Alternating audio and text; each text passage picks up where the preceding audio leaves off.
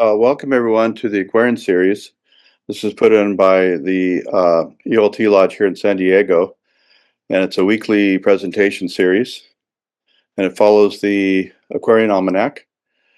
And that was an almanac that was one of the many innovative ideas of Raghavan Iyer in terms of it's a way of presenting all the presentations that will happen throughout the year, and so therefore there's 52 of them, and we've got about 250 of these videos posted online on our YouTube site.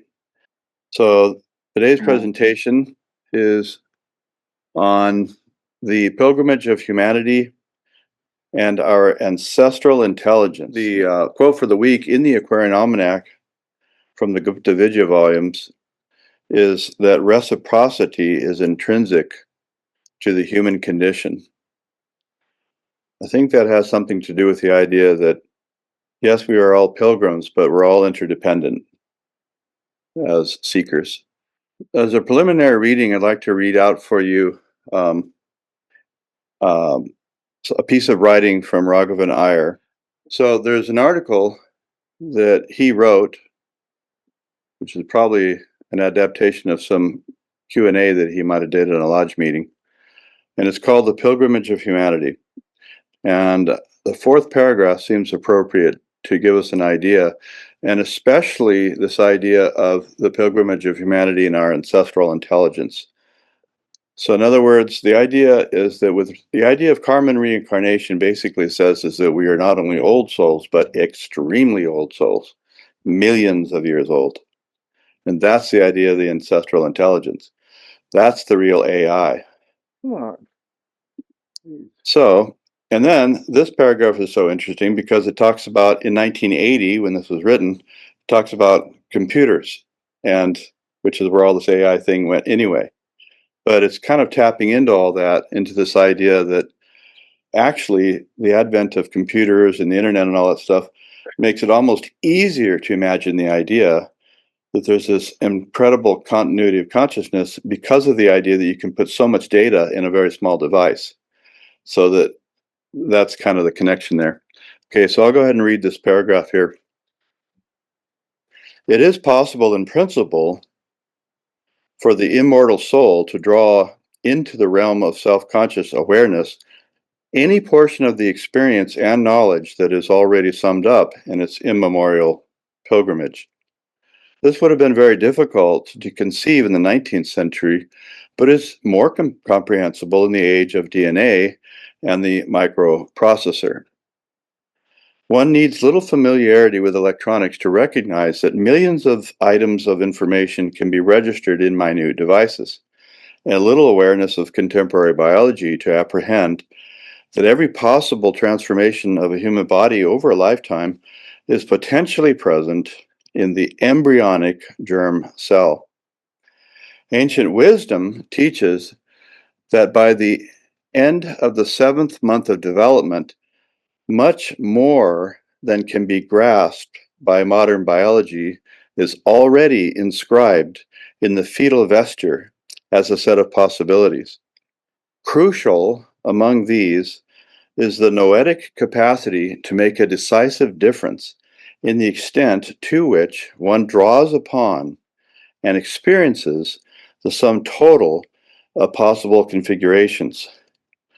By deep thought and study, by the daily use of true knowledge, by meditation and calm contemplation, by creative interaction with nature and with other minds, human beings can affect the degree to which they self-consciously experience what is actually going on in all the vestures, from the moment of birth to the moment of death. We're glad you made it. Welcome. Thank you. Thank you. And I'm delighted to be addressing this today. It's quite an honor. We've talked before, and one of the things that is very important is that so much of when we talk about the pilgrimage of the human soul, that when we think about HPB and the rounds and races, and as I was overhearing this realization that the human being, the human form divine, is far more ancient than we could possibly even begin to imagine. And the great gift that Blavatsky gave us, and we studied Blavatsky here in this room for 25 years every Tuesday evening. And I think that it's very important for us, in particular the Theosophists, to realize the relationship of what happened in this room and the ideas about the pilgrimage of the human soul. Because we do not live in a culture that thinks in terms of art as being the highest expression of the human imagination and the revelation of the greatest truth, because art is where beauty enters the conversation, where imagination enters the conversation. And when we think about theosophy as the accumulated wisdom of all ages, where would we store the accumulated wisdom of all the ages? Not up here. That'd be part of it. But we would house it in our entire being, our entire story, our entire structure. And that's why when we look at the pilgrimage, and it was fascinating because we read The Secret Doctrine here over 9 years. That was the last text of hers that we read in group. And the remarkable takeaway from that is that consciousness, sentience, becomes something that isn't incomplete, but actually it emerges from within to without. We create the foundation, the place, the allowing, the field for these things to manifest. And that's why this room is very important, because to a great degree, it is the proof that she was trying to express that what we are is not something we are becoming as much as it's something that we are learning to create place for. And that's why the element here, we were talking about ancestral intelligence. One of the things I point out here is that this home is built on ancestral land. It is the ancient Shumash land and sacred land. And this is a very important element because when we think about the pilgrimage of the human soul, the question would be, where would that home be? Would it be vast and cosmic? Or would it be when it becomes intimate and truly human? And this is the great question for us now at this particular juncture in time and condition, because the outer world is demolishing, it's devouring its own short-sightedness, and it is sweltering in its own anger and misunderstanding. But I don't take that as something that's recent. As a matter of fact, what triggered the Theosophy meetings here 45 years ago, when we began, was the realization that the world was turning into a place where media, President Reagan had recently been elected. And I realized as an actor that what was being replaced was not that which would inform us, but that which would shape us to believe certain things. In other words, that we would be more and more conditioned by the media to think less and less of ourselves. And that's why I took in this room, and it was nothing was here. This is just an empty ranch style room with linoleum floors and aluminum windows. But as the people met, as they came over the years, I realized what it was teaching me was that we need to host. We need to participate, not to wait. And we have to ask ourselves a question. This room really became this question. Whose story are you agreeing to and why? Who is revealing the nature of being human? And does it create a worthiness, a sense of dignity and value? When I look at Blavatsky and when I look at the Secret Doctrine, I look at a heroic endeavor, not the endeavor of fools, but a type of cosmic experiment. Can we cultivate a consciousness that is uniquely aware of its own identity and yet composed of the cosmic influences that are truly its living nature, its genius, its informing living genius, the thing that takes care of us whether we recognize it or not? And that's not up to us. That's the process of outcome. And what is extraordinary with Blavatsky is that she will tell us that the nature of who and what we are is developed through skandhas or sheaths, and that the world develops through sheaths or rounds and races. If we think about this structurally, what is that doing? It is structurally creating a foundation upon which we can build a true residence, not something temporary, but something that, like a tree, has grown from the roots up, and instead of moving this way, expands from within out, like rings in a tree. And this is one of the great questions here, is that during our conversations, about 3 years into beginning our Theosophy discussion groups weekly, I began work on the major arcana of the tarot, and I didn't do it because I was a believer or I thought I had some life ambition to do it. It was more, a friend of mine asked me, and once bitten, it became a 17-year journey for me, doing black and white drawings, but also not just doing drawings. I wasn't illustrating anything. I was awakening something.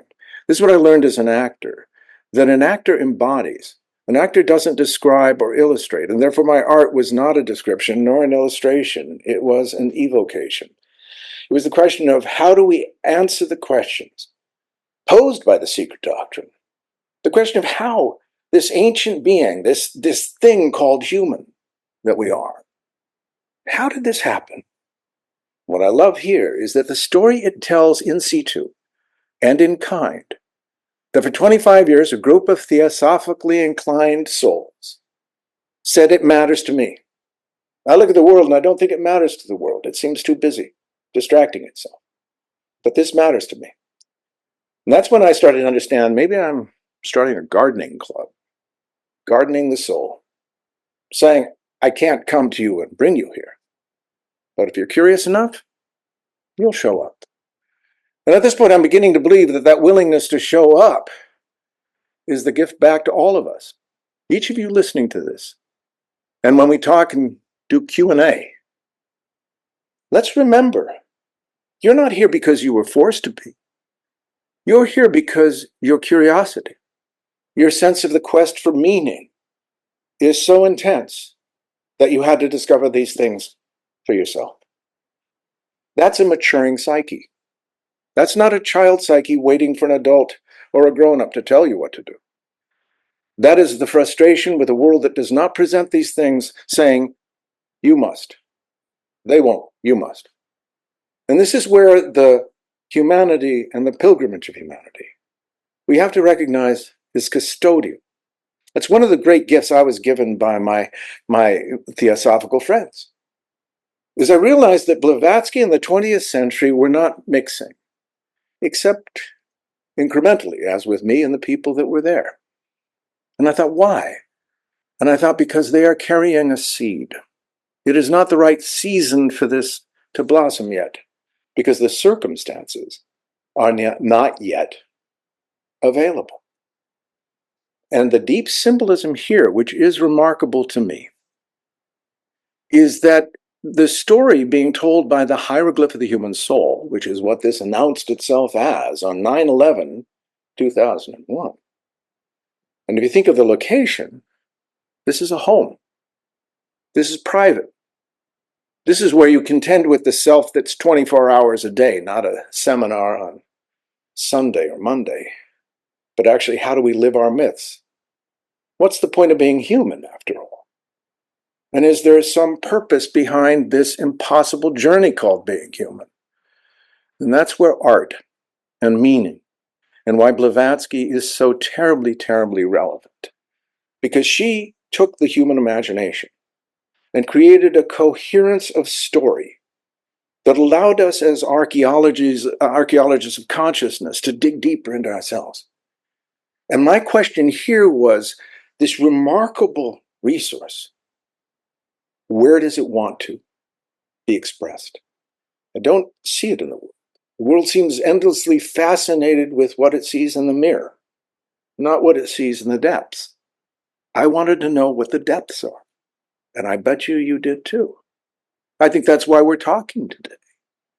Because the pilgrimage of the human soul is from vastness to intimacy. Think about a story that was not designed around the desire to leave or escape, but actually the recognition that it was never to escape. That's what the library teaches. The library teaches you that every book was lived, every life was honored, every trouble was endured, but it was manifested. Not concept, it was manifested. When my dad died, I saw his book of life being squeezed. And I saw the waters returning to the waters of life, the waters of Sophia. But there was a reverence in the voice that said to me, but now it's been lived. And I thought, that's the thing we don't understand. That we are living, we are embodying. We are not standing outside of our human condition, we are understanding it by becoming it. That is heroic. Because it is not saying there is something predetermined that we need to do or someplace else that we need to transcribe here. But as we see in this library, in this first technology, because remember, I'm sitting in a painted room, a painted cave. So here we return to Lascaux, we return to the ancestors without the artifice of ages. But what we have, after thousands upon thousands of years of the human pilgrimage, in a room where we met to discuss HPV and the wisdom of theosophy for 25 years. And during those years downstairs, we planted a seed of archetype. And over 17 years, my tarot revisioned archetypes emerged one after another. But when they came full circle, I realized it wasn't about the next one. It was like a piano maker saying, oh, I built an instrument. I thought I was building something that was endless and continuous. Next note, next note, next note. Which is how we kind of look at evolution, kind of mindlessly going on forever. As opposed to looking at evolution as Blavatsky does, which is far more organically. Because if we do, then we begin to look at ourselves. Look at yourself. Look at that you showed up today. It's so easy to look at life. And it was actually when I painted Eve in this narrative here. She told me, tell everyone to stop dancing with me looking over my shoulder. And I thought, what does that mean? Don't look away from it. Look at it. And what I love about my years with Theosophy and then continuing on with other discussion groups here, collecting the books, building the shelves, building the furniture, painting everything, it became a ritual that freed me from the belief that somehow the reward is elsewhere. And this is one of the great focuses, I feel, about the pilgrimage of humanity and the story of the voice and meaning of the ancestors, is that for a long time, once the obelisk fell over, and why this is also very important symbolically here, is that in ancient, the tarot is often called the book of Thoth or Thoth. And this is downstairs here, as above, so below. So the piano is downstairs. The archetypes are below, in a room I designed for my father that used to be the garage. The Jungians would love this. We transformed the garage, the unconscious, into a home for the archetypes. They line the walls downstairs. And as we ascend up into the painted library, into the hieroglyph of the human soul, we ascend, but we do not leave. We ascend into the imagination, and in the imagination, it turns out that we find the library. It's not one of us. It's the human imagination that is within all of us. And that's why this question of intimacy, the question of where would theosophy lead us? To me, theosophy led me home. It led me away from a world that said, this doesn't matter, into a world that said, if it doesn't matter there, then it will matter here, and it will matter here tenfold. And at that point, I didn't mean to, but I realized I was signing up to become a guardian, a protector, one that says, if you need to be convinced, I am not here to convince you, any more than a rose is here to convince you to fall in love with a rose. A rose is. It's not your opinion that matters. It's your availability to beauty that does. And I learned this over and over again. And that's why I honor the fact that, like these meetings you're having, like the meetings we had, that once we allow these ideas to be able to express themselves between ourselves, we free them. It's a bit like actors understanding with scene work, that if I'm in a scene with another actor, it is not about me, it is about the scene. It's about listening. It's about allowing. And think about a discussion. A discussion, we talk about ideas. We put them between us and we allow them to inspire us. This is not describing something into submission. This is not an academic saying, I'm going to control the subject. This is actually the artist of consciousness saying, I think it's time we learn to listen differently. And that's what I feel this hieroglyph of the human soul is. It's a different form of listening that takes us all the way back to the beginning and the picture language, the hieroglyph. The image that is embedded because it is a thought form, coalescing into, like a tuning fork, a tarot archetype, a symbolical structure here, a painting. This is how we begin to move away from the collective or cultural nonsense about art. Art has become so generalized as to become meaningless. The art of something is not painting, it's not sculpting, it's not the thing, it's not a product. The art of anything is approach. This is why the martial arts, it's an art. The art of flower arrangement, the art of tea ceremony. We forget about the art of being human, the art of consciousness. We have the entitlement of consciousness. So I'm smart, I got a degree, I should be entitled. I'm really smart. I'm an old soul. I should be given these things because, well, I should be, and that's the truth. That simply doesn't work. It's like learning how to swim and refusing to take swimming lessons. We are shaped by the difficulties we encounter. When I began my work on the tarot, it was completely flat. I was drawing. I was very intimidated by the system. I said, what do I know about the tarot? I'll read. Everything was very clumsy until I read the stanzas of the Book of Jian. And of course, we know this is what the secret doctrine is modeled around, shaped around. That particular group of stanzas was like hearing a symphony for the first time. It broke something open in me. And I realized that we are, to a great degree, always trying to figure something out because of the way we are educated, trying to put it logically together. And one of the missing keys I realized was because my life was as an actor, it was as a creative being. I did not have the same sense of obedience that one does have religiously or scientifically to truth, and I say truth in quotes. Because oftentimes those truths are not truths that we arrive at. They're not truths that we examine. They're truths that we blindly accept. And they're also truths that allow us to stay disengaged.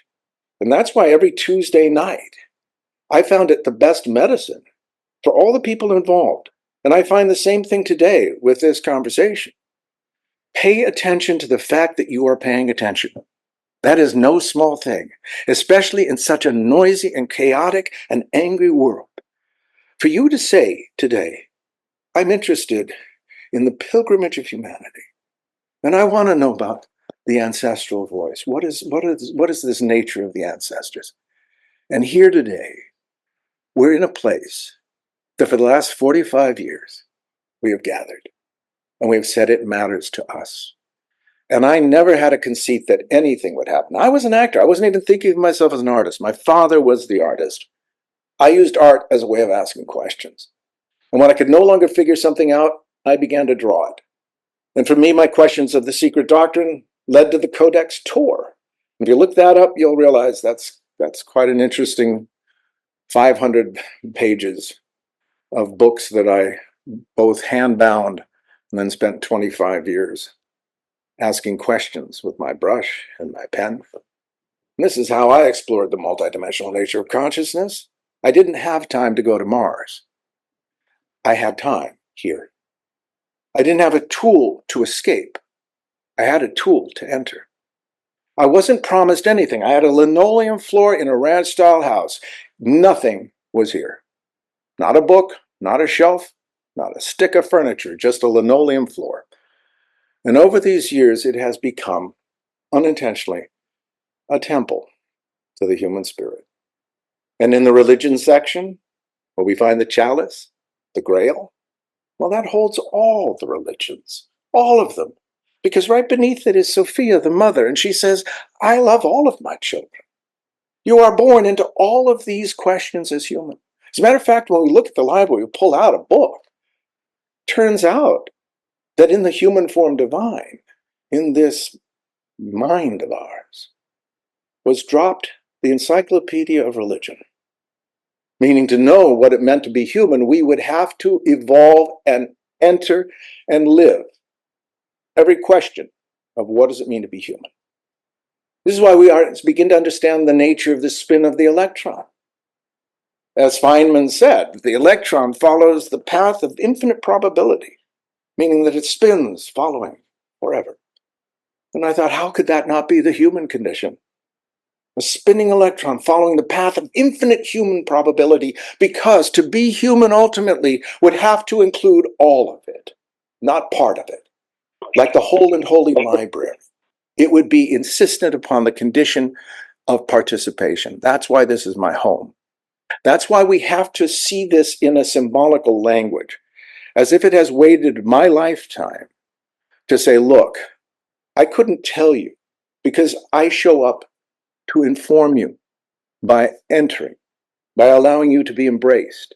And this is where we begin to remember the forgotten role of the mother, the forgotten role of the ancestors, the forgotten role of the totem pole, and why it was so important to recognize that when the ancient Egyptian obelisk was knocked over and the totem poles were cut down, we forgot that we were connected to our ancestors. We forgot that we were connected to the stars. We were separated into a type of anxiety that we felt we weren't supposed to be here. Someone was very angry at us, and whatever we were not enough. That has been the course of our history. And when we think about the nature of what happened, why would the Abrahamic religions become male dominant? Why would we move away from the knowledge of the mother? Why would we turn away from I love, therefore I am, into a time of I think, therefore I am, or the time of the Father, I and thou? If we don't look at this as a dreadful mistake, but actually more from the organism of being a plant and saying, well, maybe all of that difficulty, that betrayal of the mother, of the goddess, of woman, was a sacrifice on the part of the goddess, knowingly. Meaning that if you stay, you will never believe you are separate. You will believe and you will know that everything is sacred, as your family is sacred, as those you love are sacred. You will see in all these things that truth.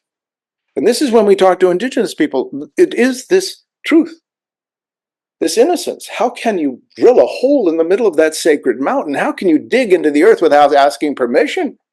How vulgar have you become? Where did you lose your way? We think we're very sophisticated. But from this other point of view, no. It's a bit like the Gogi, who said to their, and I love it, they said that they were the elders, and they gave to their younger brothers, us, the ability to invent machinery and told to leave. And now in their narrative, we have returned. We have realized that we separated in order to develop these things. But now, to survive the story of development, now to blossom, we're in the sense of how do we open this tightness? How do we stop holding on? How do we stop grasping, oh my God, and let go? And that's what's happening now. So much of the disappointment, so much of the fury is doing this. When you can no longer hang on to the hatred because it's just overwhelming, and you can no longer hang on to who's trying to kill you because everyone is, you start to think more like a Bushido or samurai. I do not engage every fight in the world. I must discern what I must encounter and engage. And this goes back to theosophy and why what we engage on a mental plane either aids us or remains silent. And if we can more and more look at ourselves as outcome, because I was told on 9/11, in this room, the hieroglyph of the human soul, which announced itself to me, I didn't illustrate it, it said that the last flood was water. This flood is information, and that I was to build an ark. And I thought, an ark? And it said, not all arks are built for water. Some are built to navigate mental waters, because we are forgetting who we were, it said. We are forgetting the nobility of why we are here, and the deeper purpose behind the silence, the amnesia, why we can't remember. Well, we can't remember because we are composed of what we discover. We are composed of what we are willing to love. We are composed of what we are willing to invest our breath in. And if we look at this room from that perspective, this is breath that has been captured with every brushstroke. Every line from the pen has captured the atomic breath of divine exhalation because we think it's just oxygen. But that's because of how we have been trained. Lessen the miracle. Lessen the wonder. Up the fear. Lessen the person. You are small. Be afraid. You have no power. That's why this is my home. It's amazing because the outcry of the creative heart, the imaginative heart, the kind heart is the world does not care. And it doesn't. But what does care is you. And I feel like that's what the pilgrimage is about. This story that if we finally realize that it was not to create a technology to escape, but to realize that we are the technology. And that the reason we are not told anything is we would simply try to impose that into this world. So think of being born into a world where the world itself, Gaia herself, is composed of unique qualities. This is why Blavatsky talks about the septenary nature of consciousness and reveals that the septenary nature is not the human form. It is a quality of consciousness. The human form is our septenary embodiment. It is our place, which means this is a divine instrument. And I tell you, if we begin to recognize that truth, this is a divine instrument, that quality of the divine instrument is given place. If simply we erase it and say, oh, it doesn't matter, it doesn't matter. That's the moving from a child state to a maturing psyche. It's the question of how do we begin to look at the world symbolically, not reactively. That will help us understand how Blavatsky was looking at consciousness. She was trying to say, if you can see yourself, look at the day and night of Brahma. Think of the billions of years we were talking. You are composed of all of these qualities. All of these qualities that were vast, that were stars themselves. Think of a star saying, I would love to know what it's like to pet a kitty. I'd love to know what coffee tastes like. See, I'm a star. I'm so vast. I can't figure out this intimacy thing. Maybe you can do that for me. So what if we fell from the heavens as a type of divine interface? And what if HPB and ourselves are all part of a type of chandelier, a type of lattice work of consciousness that says the truth of the library is that the realization is it is the human story that inhabits each of us. And the gift of who we are is that when you look in the mirror, you are not me and I am not you, but when we turn around into the nature of who and how we are composed, we are one. That allows the story of being human to become far more beautiful. And when things become beautiful, Emerson said, "For beauty is the creator of the universe." And if this is true, which I think, in fact, I know it is, then love with a capital L becomes the truth of who and what we are. The forgiveness that it was not to be perfect. As a matter of fact, maybe it was the opposite. It was to find in imperfection true humanity. Because what if this library is the Akashic library, slowed down through human experience? Because we have been struggling to translate star knowing into human knowing. And this takes vast sacred texts and turns them into a poem by Rilke or Rumi, something we can hold like this, or hold our child's hand and look in their eyes. I feel that this is the forgotten truth and what Blavatsky was seeking for us to do, which is that if we think of the medicine of meeting privately and saying it matters to me, that's also an address to consciousness. You're willing to take the first step. I'm getting interested in you. And that's what this feels like here, that it's actually as if consciousness said, here, let me paint you a picture. Let me draw you a picture, because who you are is much more beautiful than you think. It's much more intimate than you can imagine. And it's not something you've ever wanted to escape, although it's often been something that one desires to get away from. What's the old saying? I wouldn't have missed it for the world. That's the heart speaking. And that's why remember that this room is called the hieroglyph of the human soul. And think of a human soul that said, look, like this house on this sacred ground, my psyche is not one room. I can't just live upstairs. I can't live just there. I have to deal with the black and white. I have to deal with relation. I have to remember why, when I'm exhausted in the black and white world, I should continue. Well, let me go home. I'll start in the black and white downstairs, and then I'll look in the middle room or the middle section of the house. And there's the living room, the bedrooms, the domestic space.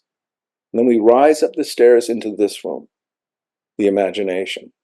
But it's one house.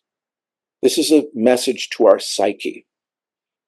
We have been trying to figure out the symbolical structure of why being human and being a human is not about perfection of the escaping of that condition. This is what the futurists, the transhumanists, the cyborgians are trying to bring about, which is monstrous, because it has nothing to do with the escaping of the condition, but the awakening of the condition. It'd be like saying in a bud, I'm going to escape this.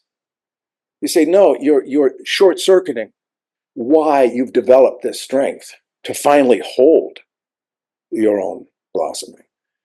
And so that's what I feel about Blavatsky and about my years with Theosophy and the truth of the story of the pilgrimage of humanity. Because the pilgrimage of humanity, as Colin was reading, is, I truly feel like an ancient tree. We have no conception of how ancient we truly are. And this is why everything that has happened here, where we, Theosophy students, met over the years, and I feel Blavatsky very strongly here, because if we think about that which is outside of time and yet in time, we would always move into the library to be restored, a bit like moving into the cathedral to see the rose window and go, it is beautiful. And then we go back out into the rain. And maybe that's what this is about today. Because I feel art isn't trying to save the world. It's trying to honor the human that always tries to save the world, only to realize it wasn't the world that needed saving. It was the world that needed awakening. And that the world awakens through your eyes because you're willing to say yes rather than yikes. And to say, just as a proposition, what if I'm millions? No, maybe even billions of years old. Mm-hmm. I'll stop gauging my age by the face I see in the mirror or this body. I now realize that the human condition is waiting, as this art was waiting, for the right questions. Because the right questions bring us home, they bring us back together as community. And in the end, the greater beauty says, guess what? You were necessary. This would not have happened had all of us not said, this matters. And I think that's the theosophical gift. It is the ensemble. It's not the isolated narcissist. It's those of us that roll up our sleeves and say, together, we're going to put on a great show. And you know what? We're not going to blame the bad show. I don't have time for that. We're going to build something beautiful. And that's what we've been doing here 45 years. And when I'm dead and gone, this will still be here. And it will still be a statement that a human being said, as the world passes by, maybe every day, my meditation will be, let me add something. Let me say this matters to me. Even if the world says it shouldn't, I will say yes rather than yikes. I will attend. So thank you for attending. And I think that really is, to a great degree, this pilgrimage of the human soul and humanity, because soul is essentially that which recognizes that within one is the all, and yet the gift is the one, so we can speak with all. Thank you, Lee, so much. Thank you. We had some technology issues at the beginning, so anyone who came in late, just to let you know, we've been listening to the reflections of Lee McCloskey on the pilgrimage of humanity and our ancestral intelligence. So what a beautiful presentation. It reminded me of something I heard somebody say recently, that if you listen from the heart to a person who's speaking from the heart, you will not need to take notes because it'll impact your soul for eternity. Yeah. Beautiful. So why don't you take it away? You know what to do with the hands going up. Oh, yeah. Let me. Well, you've got another half an hour, I'd say, to enjoy. Yeah. So, whose hand is up? I've got. I'm not. I see one from Nathan. I can help with these. Oh, okay. Hey, Nathan. Hi, Nathan. Oh, you're muted. Oh. All right, I'm unmuted now. Okay, great. I just have to say, you are an individual who makes it impossible to multitask. I think that is a compliment. Thank you so much for that wonderful presentation. Thank you. You know, I was really struck by, you're speaking about the ark because of this flood of intelligence that's coming in right now. And I have been thinking about the same thing. There's a lot of people concerned about, our livelihood in this time coming. Yeah. And so we need to help each other learn how to float a boat in these very interesting times. And so I just wanted to say thank you for bringing our awareness to that point. But also I wanted to share with you this idea. What do we carry in an ark? But perhaps seeds, right? And we are all seed planters. Yes. And I just want to share with everyone here, if you haven't seen already, there's a very hopeful trilogy of films that is out now, I think on Amazon Prime or something. Kiss the Ground, Common Ground, and Ground Swell. And what this is about is what we can do here in these times physically for Mother Earth, because carbon is the problem, right? We're just heating up our planet, just so much hot air that the planet doesn't, that it's heating up. Yeah. And the desertification of everything. But we can actually sequester carbon in the ground. And so that's and then we can create a habitable environment again. And even though we've had this kind of imbalance, I think we got off track here with this focus on the male principle for whatever reason. I think it's power control. I love how you pointed out, like, that it may have been the mother's. It's a cosmic, unknowable thing, but really at the heart of everything is compassion. Mhm. So, anyways, we can do it, you guys. We can do it. It's not going to be just Mars or bust. It's like we can rebuild our planet with the seeds of our good love for each other, the focus on each other, loving up each other, and loving the breath. Every breath is, tell me. And then I do have a question. Where are you? Oh, here I am in Malibu, so I'm up the coast from you guys, and been here for 45 years, as I said. But Okay. I really think what you're saying though is I think that Nathan that if we realize that yes, there is that which can be done, and yes, a lot of what has happened here has to do with Philo Sophia, this realization, this reawakening of Sophia. And if you think about the metaphor here, we must begin with where we live and what we love. Because if we begin with what is intimate, we won't be defending concepts. We will be literally coming from the earth we love. And that's a very different relationship. This is why if it's just being against something, it's very different than cultivating something. And that's one of my points about theosophy tonight, is that feeling that, look, the willingness to attend cultivated this art. And I feel that the art and the place are trying to say that in the transformation going on, trust where you live, trust where you are. It's painted on linoleum, and I cannot think of a better metaphor for the story of who we are as human than linoleum. Oh, I'm just ordinary. I'm not that deep. I'm man-made.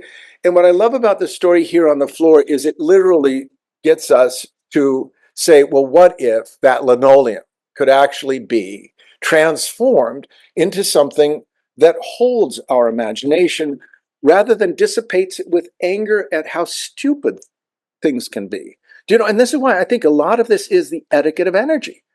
It's asking, look, you've got only so much energy, so how will you effectively use it? And that was my question in terms of a public life and a private life, and why I love to be able to 45 years later say, look, the question of where can we ask these things becomes so important. And what I love when I look around now is it's not what's in our face is the noise, but in the soft focus, in the peripheral vision, what you're talking about, Nathan, I think people are getting onto it. They're realizing I was waiting for someone else to do it for me, but that was my parental conditioning. There's an authority you must wait for. And I think the slow thing is, oh, I am that authority. And I think for a long time it's been squandered because it's like a kid saying, I don't have any rules. But then I think the parent within the individual moves in and goes, okay, enough exercising the inner child. Let's cultivate the inner guardian. And that's where I do think we begin to think about, we might live in our home, but we also live in neighborhoods. And you don't necessarily have to be friends with your neighbor, but they are your neighbor. And I think that civility, to me, that's the intimacy of the mother here, or the ancestors. It's like, shut up and take out the trash. Get over the high vaulted theory that something's going to actually change people, and understand what changes people is love and the willingness to be forgiven. And I think that being forgiven is the hardest thing in the human story. And this is one of the elements that I find this sort of gendering of consciousness is very bad, because it makes us blame one or another, as opposed to what I'm saying is the art of it is actually lover and beloved. They don't blame each other. They separate it in order to rediscover each other, because it's a true love. It's not just something given, it's something earned. This is the key to the chalice, to the grail. It's not ours. It's ours to become worthy of. And that's the feminine in us. And That's beautiful. it's internal, it's not external. It's that desire to take like a coward rather than to earn like a warrior. Thank you. What if you, And that is true rather than that which is self-interest. Yeah. well, just while we still have time, Desiree, and then after that, Hyro. Hi, Desiree. Hi, Hi. thank you so much. That was marvelous. It was so rich, and I was actually moved Oh, by your presentation. Thank you so much. thank you. Um, One of the things, and I did write some stuff down, by the way, Jonathan, without taking my total attention off of Lee. Um, but one of the comments you made that even resonated with me at a peak level is when you said it is not one's opinion that matters. It is one's availability to beauty or availability to receive beauty. And I thought about that in terms of the art of being human and honing that art. How important, well, I guess there's no doubt of how important it is for us to open ourselves out up to beauty and be just really within that place, not just observing it objectively, but within it. Is this all a part of that art of being human? Yes, and I feel, Desiree, that's beautiful you're saying that, because my question with a lot of these things was the question of where can we be this? Where can we do that? And that's why this became my home. You know, it is private space. It's saying that this is not supplied for us. We must be the host of the things that matter. And I feel like that's what the beginning of this sense of the art of becoming human would be. Not a new general one size fits all, here's the new book, the new religion, the new God, be obedient. But actually that says, come on, let's have dinner together. Let's discuss these things, because you, like I, am very ancient. And what we're trying to do is remember. And the more decent we are, the more our memories, in a sense, are restored. Because think about a consciousness that says, I am not interested in your anger. I'm not interested in your righteousness. I'm not interested in why you figured out who's a fool and who's not. I'm not interested in that at all. You're fascinated. So I'll wait. When you're done talking with yourself, we can have a conversation. And I feel that's what happens with beauty. She says, everyone keeps going so quickly, saying things are terrible, things are ugly, things are awful. Would they just stop and maybe take the point of view from what they love, rather than worrying about what the world hates? Mm. That's etiquette. And that's why one of my books is The Etiquette of Energy, a book of inner standing. You know, otherwise we're just trying to get up a new theory. And to me, the thing I love about HPV, I don't feel she was trying to impose a type of religion, but actually the freedom from religion, which is actually all religions. There is no religion higher than truth. I so agree with that, because truth is beauty. Because when music reveals itself beautifully, we're not educated, we're not informed, we are liberated. We are lifted. And when I know about these ideas, we will be lifted together. And what I'm saying is we are working privately. And even your question reflects the truth of the honoring of beauty, because it's in your question. And that I really feel is, and where? And she says, it's nearer than you think. Hmm. It's you. Yeah. How about a question from Iro? Oh, yes, Iro. Where are you? Where am I? Oh, Iro, how are you? Good to see you. Don't see you, but I. Oh, there you are. Where am I? What am I? And how can I watch my thoughts? Oh, wait a minute. Maybe not watch thoughts. Maybe watch my love. Because you said instead of I think, therefore I am, should be I love, therefore I am. So maybe I have to watch my love and have it overwhelm my thoughts. Is there a recipe for over overwhelming myself with love versus just thoughts? You know, that's a, and I wish I could actually walk you in this room with me, because there's a fascinating right angle in this room. And I'll just describe it visually. I won't try and walk over with it, because I'd probably just screw up the machine even worse. But what it is that when we stand, we see to the left a mirror, and to the right, Sophia, but it's a right angle. So we are divided. If we think of the two hemispheres of the brain, to the right, we have Sophia, the mother, and the ancestors. I love, therefore I am. And in that love, we see each other. So it's about connection. But in the hieroglyph, we turn a corner. And where you're turning a corner, actually you're looking down into the face of Christ or the Father. And on the left side, the eye is dark or blind, and on the right side, it is open. On the right side, as we stand at the right angle from the Father, we see our identity in the left, which is the mirror, or the journey of the Father, which is I think, therefore I am. Because the Father in us says, you are not someone else, you are you. You are the person looking at yourself in the mirror. But if we realize that this isn't the outcome of just us, but actually of a very, very long journey, because the Hopi call it the age of separation, or this time of the Father, where the insistence will be love connects us. Love allows us to return to a sense of meaning. But when we turn a corner into a time of thought, we lose trust in a sense of connection, a sense of our own connection. And so we think that we have to get somewhere. We have to become something. We have to prove something to someone, because wherever we are, it's not where we're supposed to be. And this becomes the journey of I think, therefore I am, going back thousands of years. I am this because I am not that. But in this room, what is fascinating is that when we back up, when we turn away from this mirror of self-reflection and unique identity, and we turn back, as we stand in this spot now, as this right angle between love and thought, anybody who stands there is told the same thing. You are the right angle of love and thought.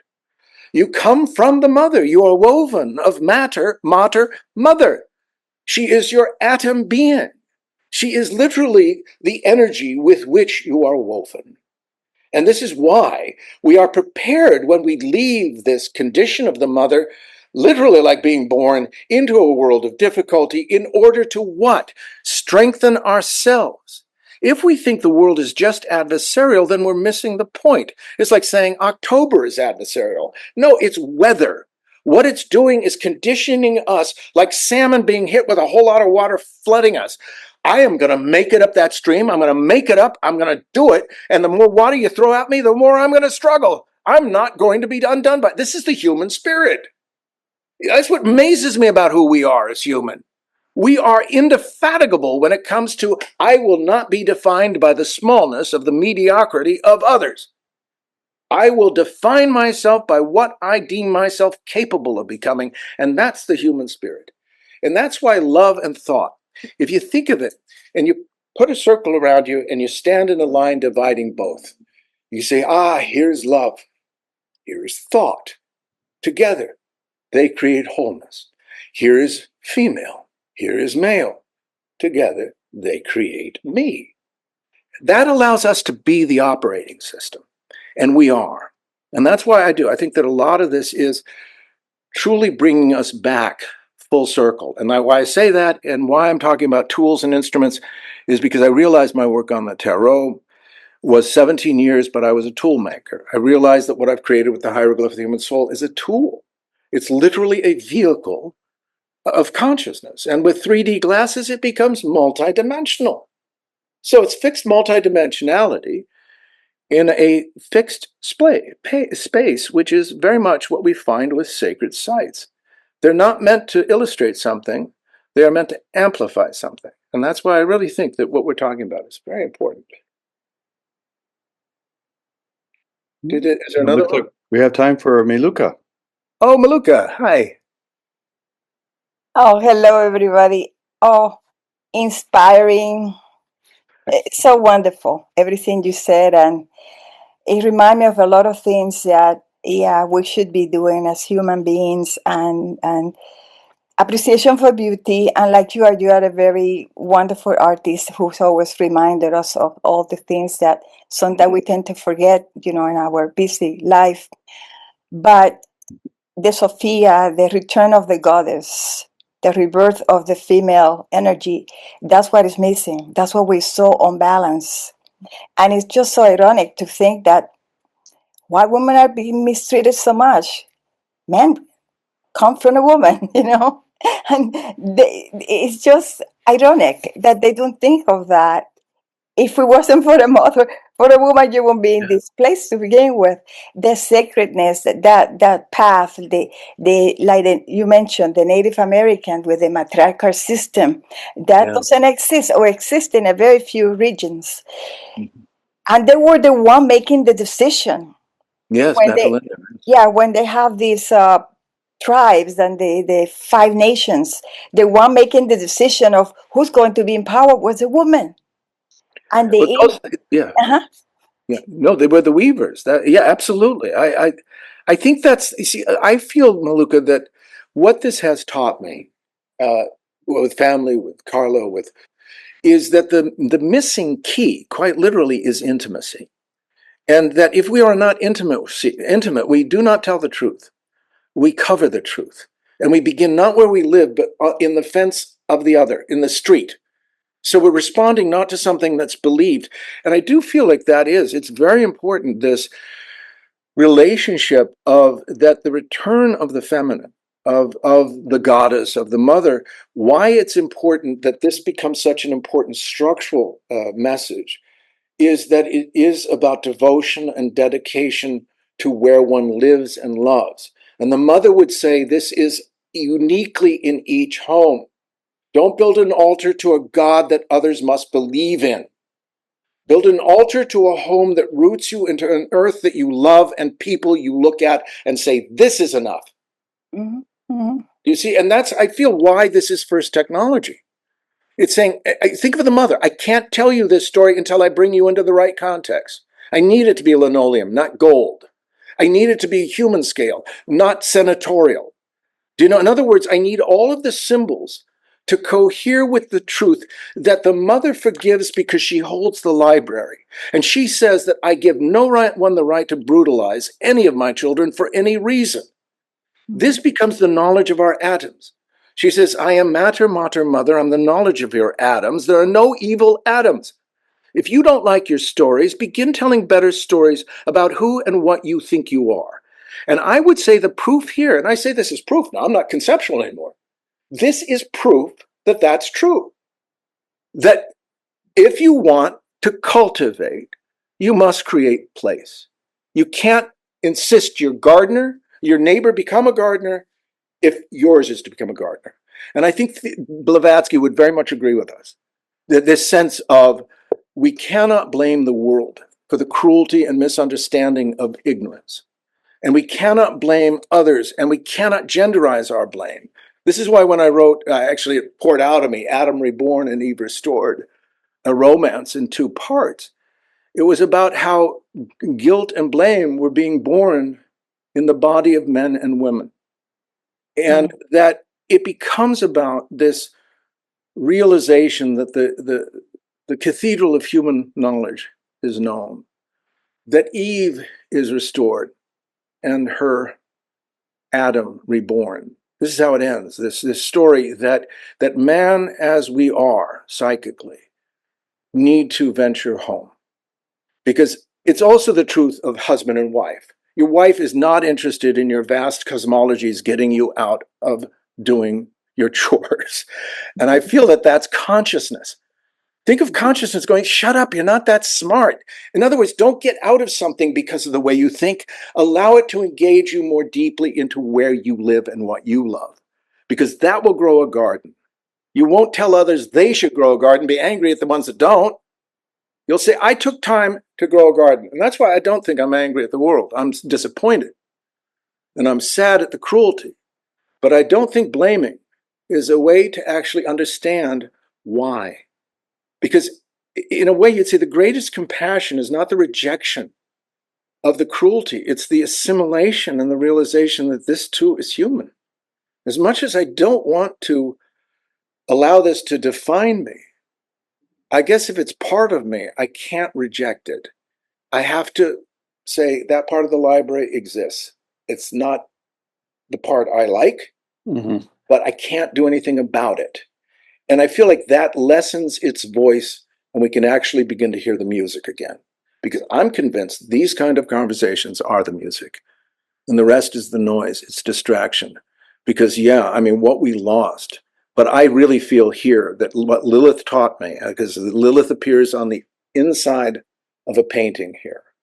And what her story, her narrative is, that she said, if the goddess is outward, you would never believe you were separate. So I will sacrifice myself. I will turn myself inward. I will not disappear, but I will no longer be outward, because if I'm outward, you would realize you are in a sacred divine consciousness. So I will turn myself inward, and you will take this journey of becoming human.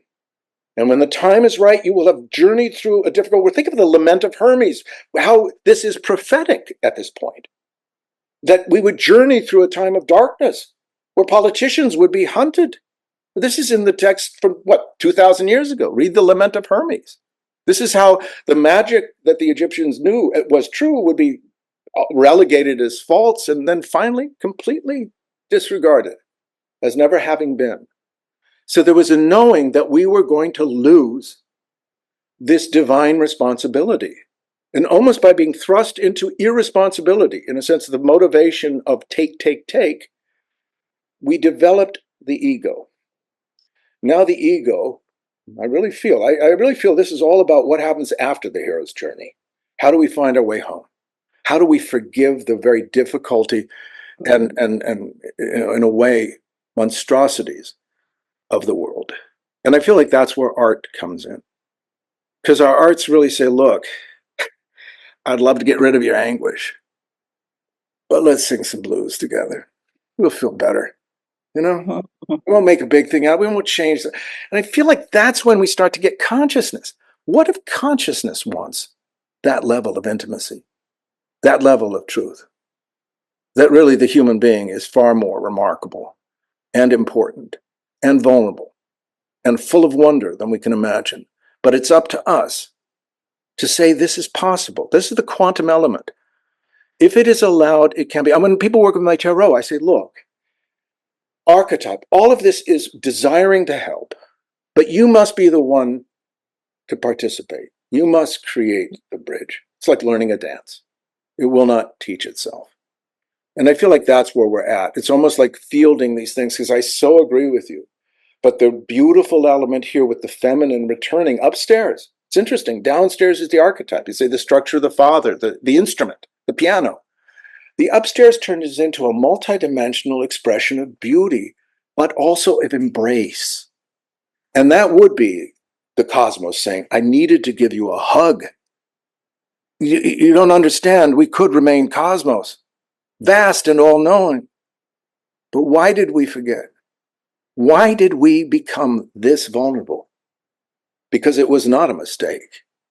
It was willing. And I truly feel that that's when people are here. I say, look, imagine this room is blacked out. And you enter. One question: what does it mean to be human? You're born back in the Lascaux. Your child is killed by a saber-toothed tiger. So you say, what do I do? I have to tell a story. Otherwise, I will be crushed by the meaninglessness of this difficulty. And so we start to tell stories. We start to survive. Art is not some aesthetic nonsense. It's what pours out of us to survive the ordeal. That says, if I can't translate what I'm seeing this way, then let me sing it. Let me dance it. Let me honor it. And when we recognize that, I realize that we become truly co-participants with creation. Because think of a consciousness that says, listen, honey, so long as you are in judgment, you're not home. And the question is, how do you take the armor off?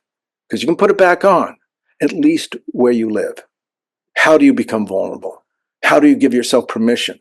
And part of the element here when people come, I say, look, this is the environment where you say, I can close the door. It is not open. I can close it. And I think that's the level of consciousness a lot of these problems are asking for.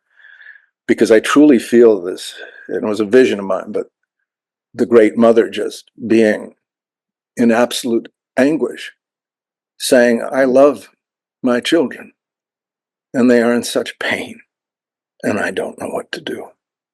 Think of the mothers, I need them to wake up. Thank you so much. It's beautiful. Yeah. I I appreciate it believe very in this, much. Luca. I really believe that if we realize the human condition will be revealed through the human condition, by the human condition, and for the human condition, We are the AI. We are the ancestral intelligence. We are the AI. We are the artist intelligence. We are the AI. We are the archetypal intelligence. This is very important because then artificial intelligence is more of a human problem than one of machinery. Because what we're trying to do today, I believe, is also realizing that to think is not simply to have an opinion, but to be for or against the bad ideas of another. It's actually to say, let me listen. Let me learn. And I always felt that on Tuesday nights. I loved it. Yeah. So we would always open those doors. And I tell you, they just stayed open here. But this is something that, as I say, usually stays on the other side of the looking glass. But I believe the etiquette was so great. It said, I want to reveal myself to those that are willing to show up. And that's why the feminine is naked in this room. She's not interested in impressing. She is saying, it is this level of truth I expect from you. We are naked together. And I'm not interested in your defenses. We're home. It's a 24-hour-a-day question. So maybe the question is, which room do you need to be in? Do you need to be in your imagination? Do you need to deal with the black and white? No, Dorothy goes back to Kansas, right? She doesn't want to escape. She doesn't mind the black and white because the piano is turned on. She realizes behind the difficulty is a deeper beauty, but not a beauty she wanted to get stuck in. She still wanted to come home. E.T. wanted to go home. So I'm saying, I think this is what the story is.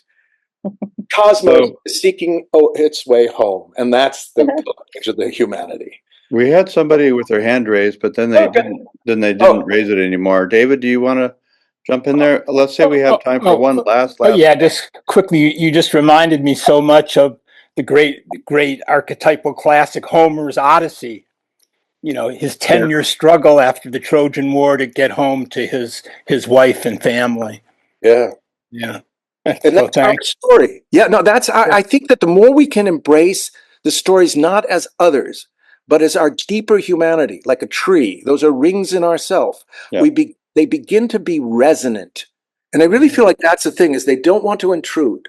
This quality of consciousness never intrudes. It allows. And I just think the more we let our imagination say, let us honor these things in turn feel honored. And they relax with us. And they show up. You know, and speaking of these epics, I'm thinking of the Mahabharata, where and a small subpart of that is the Bhagavad Gita, and it does seem, just in recalling this, that when Krishna is trying to get Arjuna to kind of recall his own archetypal intelligence or ancestral intelligence, or bring him in to the idea of love instead of overthinking things. He'll say, "O son of Kunti," or "O son of Pritha," and Pritha is one of the names of his mother Kunti. So he's invoking the mother just by the way he approaches him. So it's an interesting fact. And a magical one as well, in the deep sense. Yeah. You know, because if we think of that things are not outside, they're in the weave of who and what we are. Yeah. It's always that sense of how do we awaken it, and that honoring. That's like the Bhagavad Gita. I always think of, you know, when Krishna speaks, who am I not? Where am I not? It's the first person, so that when the individual is speaking it, it's Krishna voice. So much of this, I feel, is this wedding of Eastern, you know, and where these things are very much more realized with the Western sense, because I feel like this is that combining that right angle of love and thought, unique identity and shared reality coming together with intimate responsibility, and that, you would say, is the art of something, you know. That's beautiful. I'd like to close with a poem from it's from Edwin Markham, and it has to do with love, and but also a certain kind of wit that love actually has. He says, "He drew a circle that shut me out. Heretic, rebel, a thing to flout. But love and I had the wit to win. We drew a circle that took him in." I like it. Isn't that beautiful? Yes, that's and having wheels within wheels. Well, thank you. I really is this has been such a delight, and I really also, when we did this the last time, people came up to visit, and just an open invite. If we at any point people wanted to come up, we should have a gathering here, and I'd love to share the space with them, because I do feel, especially with my fellow theosophical adherents, that it's a message to all of us. And when it comes from art, it's not judgmental; it's assuring. And I love your sense of place. That is so important, and that I think you're tuning us all into this idea of how important space and place is. So, thank you, Lee, very, very much. And yes, if you're not careful, we're going to take you up on that. So, I expect it. That would be great, because all right. I'll tell you, this is a very subtle consciousness behind all this. It's like, we'll do it subtly, not quickly, because we're all being slowly, like a good ensemble, brought up together. Because if it's not all of us, then we're missing the point. All That's the right. point. Reciprocity. Everybody, Thank you, take Lee. care. That was remarkable. Thank you so much, guys. Thank you. Thanks, Lee. Thank you so much, Colin. Thank you, Jonathan, too. Yeah. Thank you, Jonathan. You're welcome. Thank you.